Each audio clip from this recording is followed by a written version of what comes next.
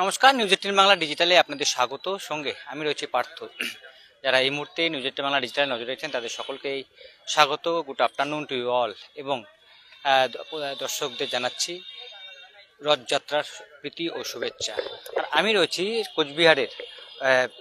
কোচবিহারের মদনমোহন বাড়ির মন্দিরে, এবং সেখানেই কিন্তু 136তম বর্ষের রথযাত্রা, অর্থাৎ উত্তরবঙ্গের অন্যতম প্রাচীন শতাব্দী প্রাচীন রথযাত্রা কিন্তু এই কোচবিহারের মদনমোহন বাড়ির, যা 1890 সালে কোচ রাজবংশের মহারাজা নৃপেন্দ্র নারায়ণ মন্দির প্রতিষ্ঠা করেছিলেন 1890 সালে, এবং 1890 সাল থেকেই কিন্তু এখানে রথ হয়ে আসছে।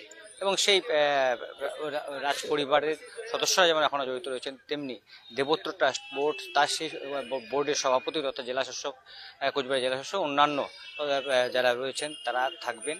আর কিছুক্ষণের মধ্যেই কিন্তু বিশেষ পুজো আরতি শুরু হবে। তারপরে ইতিমধ্যে ভোগ হয়েছে, ভোগ নিবেদনও করা হবে, এবং ঠিক তার আগেই কিন্তু এখানে প্রচুর ভক্তের সমাগম হয়েছে।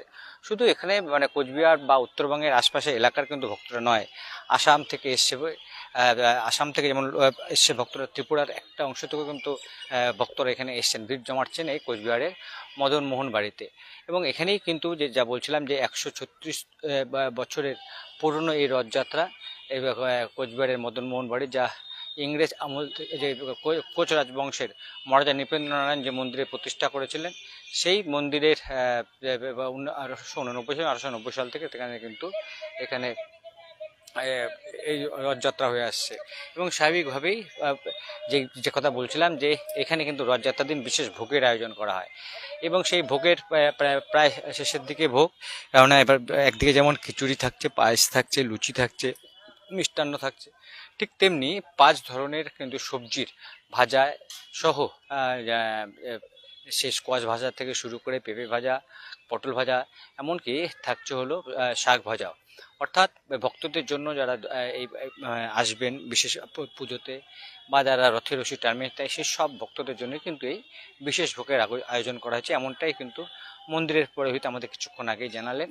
এবং অন্যান্য দিন যে আয়োজন করা হয় ভোগের, তার থেকে কিন্তু কয়েক গুণ বেশি আজ বাড়ানো হয়েছে। এবং স্বাভাবিকভাবেই যাতে কোনো ভক্তরা এখানে খালি মুখে না ফিরে যান, সেজন্যই কিন্তু এই ভোগের আয়োজন করা হয়েছে, এমনটাই উদ্যোক্তারা জানাচ্ছেন। এবং যে কথা জানাচ্ছে, আর কিছুক্ষণের মধ্যেই কিন্তু এখানে বিশেষ পুজো হবে, যেখানে রাজপরিবারের সদস্য তিনি থাকবেন, এবং এই দেবোত্তর ট্রাস্টি বোর্ড তার যে সভাপতি কোচবিহার জেলাশাসক তিনি থাকবেন, এবং অন্যান্য প্রশাসনিক কর্তারা থাকবেন। বিশেষ পুজো এবং আরতি হবে এবং তারপরেই কিন্তু বিশেষ পুজো এবং আরতির পরেই কিন্তু এখানে ভোগ নিবেদন হবে, এবং তারপরেই ঠিক ঘড়ির কাঁটায় যখন 4:55 বাজবে, তখনই কিন্তু এই মদনমোহন বিগ্রহ রথে চেপে, ঐতিহ্যবাহী কাঠের রথে চড়ে কিন্তু যে মাসির বাড়ি, গুঞ্জবাড়িতে যে মাসির বাড়ি, সেখানে যাবেন। এবং আগামী 7 দিন সেখানে থেকে আবার উল্টো রথ যাকে বলে, সেই উল্টো রথে তিনি ফিরে আসবেন। এবং আগামী 7 দিন এখানে কিন্তু ছোট মদনমোহন পূজিত হবে, এমনটাই আমরা জানছি। আপাতত এ পর্যন্ত। অন্য গুরুত্বপূর্ণ করে আপডেট নিয়ে আসবো, আপনাদের আবারও জানিয়ে রাখি দেশের বিভিন্ন প্রান্ত তো বটেই, একদিকে পুরী, অন্যদিকে জগন্নাথ ধাম, পাশাপাশি মাহেশ থেকে শুরু করে কোচবিহার, রথের আপডেট খবর জানতে এবং দেখতে অবশ্যই নজর রাখুন নিউজ 18 বাংলা ডিজিটালে।